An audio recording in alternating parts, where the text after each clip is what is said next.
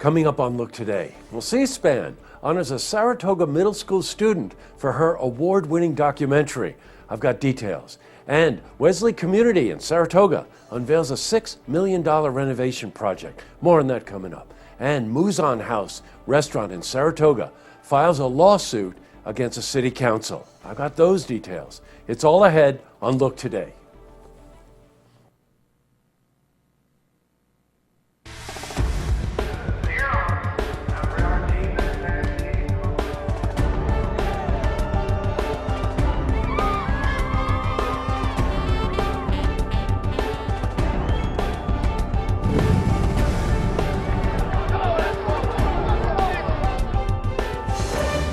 Welcome everyone, I'm Jay Hood Jackson, and this is Look Today. On tonight's program, I sit down with Michael Westcott. He's the administrator for the Warrensburg Chamber of Commerce, and he's here to talk about all the cool things that are going on in Warrensburg. Plus, I also sit down with Ron Sturgis. Now, he's a musician, and we're joined by Scott Frank. He's the president of the board of directors for the Little Theater on the Farm in Fort Edward, and they're here to discuss an upcoming fundraiser for Ron called Legs for Ron. Plus, we've got your spring weather for the Tri-North counties. And first, we've got these headline stories. Well, then our lead story. C-SPAN honored a student in Saratoga Springs for the Student Cam Documentary Award. 8th grader student Amelia Culpepper Ware from the Maple Avenue Middle School won the award. It's called the Student Cam Video Competition. It encourages middle and high school students to think critically about issues that affect our communities and nation. Well, we spoke to Shelley Zhu. She's a representative of C-SPAN about the occasion. 2,887 entries, and we picked 150 winners. So she's among the top 5 or 6% of all of the entries from across the nation. So she did a really fantastic job with her documentary, and we're really happy to be here to honor her. That's fantastic. Check this out. This year, students were asked to make a 5 to 7 minute video documentary about what topics the presidential candidates should emphasize during the campaign. Try that one out. Amelia chose Planned Parenthood. We spoke to her about the documentary.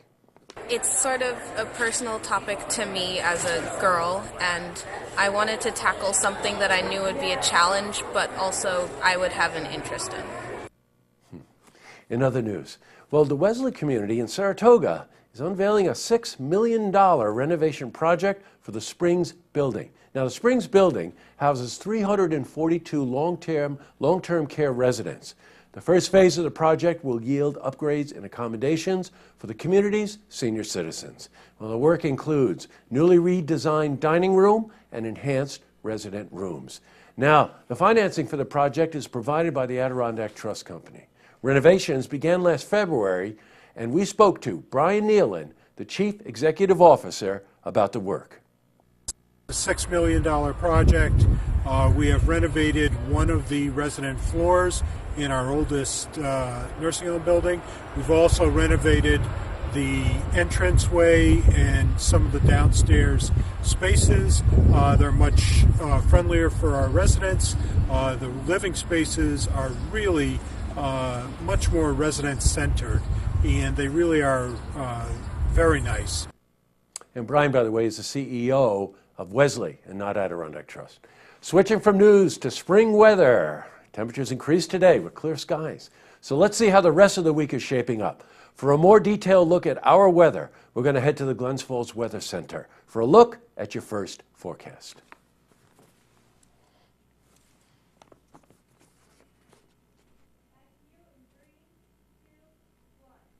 Back to the news. Well, in light of recent developments concerning the High Rock parking lot, the Muzan House restaurant in Saratoga has filed a second lawsuit against the City Council. Now, the lawsuit is a result of the City Council's approval to build a 480-spot parking garage in the High Rock Park. Now, that's located right next to the Muzan House. Well, this lawsuit is in conjunction with the first one. And that one was filed because the new garage would block sunlight access to the restaurant's solar panels. Now, along with this issue, the restaurant also claims that the garage would block the restaurant off from the rest of downtown, which of course would hurt business. Well, we're going to provide you with more details on this story as we gather more information, and we've invited both sides to come on for an interview. Up next, I sit down with Michael Westcott. He's the administrator for the Warrensburg Chamber of Commerce. He's here to talk about the upcoming events happening in Warrensburg. Plus, I also sit down with Ron Sturgis. Now, he's a musician. We're joined by Scott Frank. He's the president of the board of directors for the Little Theater on the Farm in Fort Edward. And they're here to discuss the upcoming fundraiser for the Legs for Ron campaign. You want to see this interview. But first, if you see news happening, you want to share a story idea, how about join us for an interview? Give us a call on the hotline. The number is 798-8000.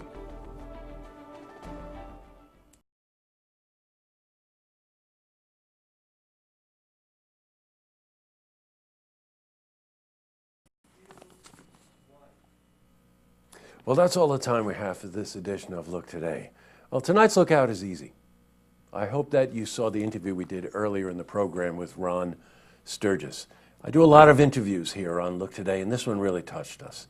I think it's partially because Ron really hit some hard times. I mean, some serious hard times between he and his wife, but also because he was a musician and well known in the community. So look, this Saturday night at the Little Theater on the Farm in Fort Edward, starting 7 p.m. Go there first. It's $10, and all this money is going to go to help Ron get back on his feet. And as a community, I really encourage everybody, stop by, give him $10, say hi to Ron, and help him get back on his feet. So tonight, we're going to depart from our usual close where you see the menu and what's coming up on Look TV.